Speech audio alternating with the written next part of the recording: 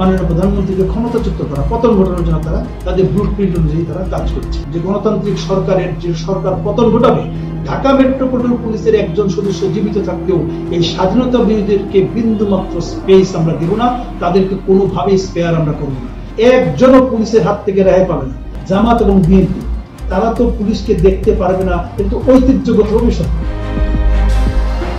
ঢাকা মহানগর পুলিশের সাবেক যুগ্ম কমিশনার বিপ্লব কুমার সরকার সাবেক প্রধানমন্ত্রী শেখ হাসিনার অতি অনুরক্ত ছিলেন। তিনি পেশায় পুলিশ হলেও আওয়ামী লীগের পক্ষে বিভিন্ন রাজনৈতিক বক্তব্য দিয়ে বিভিন্ন সময় আলোচিত সমালোচিত হয়েছিলেন বিপ্লব কুমার সরকার। কোটা সংস্কার আন্দোলন দমাতে অপারেশনের দায়িত্ব ছিল এই পুলিশ কর্মকর্তার।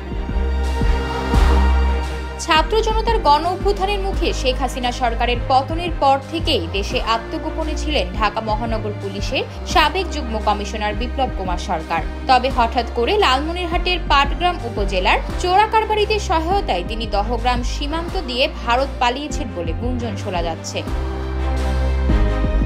বুধবার সন্ধ্যা থেকে সামাজিক যোগাযোগ মাধ্যমে পাচারকারীদের এ সংক্রান্ত কয়েকটি কথোপকথনের অডিও কল রেকর্ড ছড়িয়ে পড়েছে।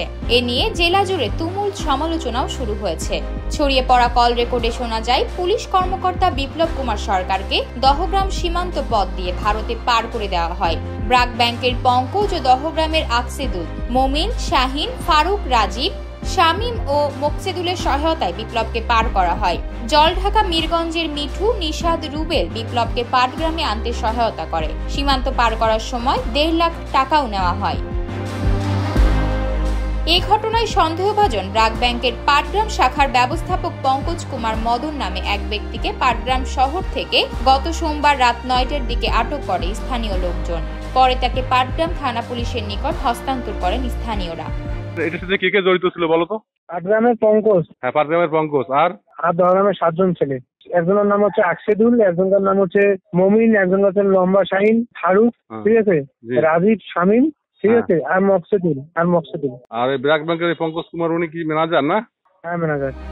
এই বিষয়ে পাটগ্রাম থানার ভারপ্রাপ্ত কর্মকর্তা আবু সাইদ চৌধুরী বলেন, এই ঘটনায় অভিযুক্ত পঙ্কজকে আটক করে জিজ্ঞাসাবাদ করা হয়েছে। তার কাছে নির্ভরযোগ্য কোনো তথ্য না পাওয়ায় মুসলেকা নিয়ে তাকে ছেড়েও দেওয়া হয়েছে।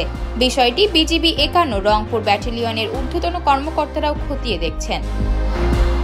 আতকিয়া মাইমুনা, বার্তা 24।